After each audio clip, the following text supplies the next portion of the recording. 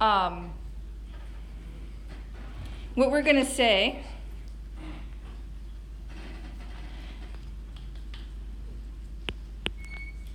hang on, I'm running out of room. Want to move this. Is that this whole thing is equal to 1.1 moles per liter per second. So 1/2 delta NO over delta T equals 1.1 moles per liter per second. So that's just saying what we calculated before was an overall rate given those initial concentrations. Now we want to know the rate for a specific reactant. Right now we've related it with the stoichiometry, okay? And so when we actually calculate, we should end up with delta NO over delta T equals 2.2 moles per liter per second.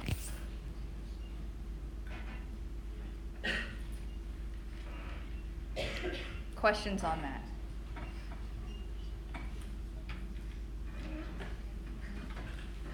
Yes? Can you explain why it's not negative again? I remember you saying You're right. You know what? It should be negative. I've just dropped those all the time.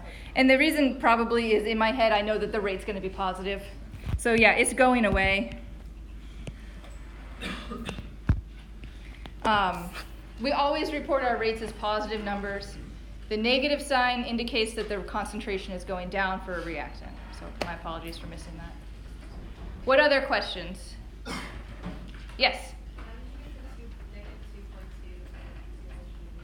Okay, so that's simply multiplying, sorry for the sloppiness here. Let me get my red. So take a look at this. And we said that the 1.1 is our rate based on what we've calculated from this previous equation. I have the 1/2 out in front of my this rate. This is a rate for NO. And so I'm just multiplying both sides by 2. What else? Did that help? Okay. All right. Okay. Other questions before we move on?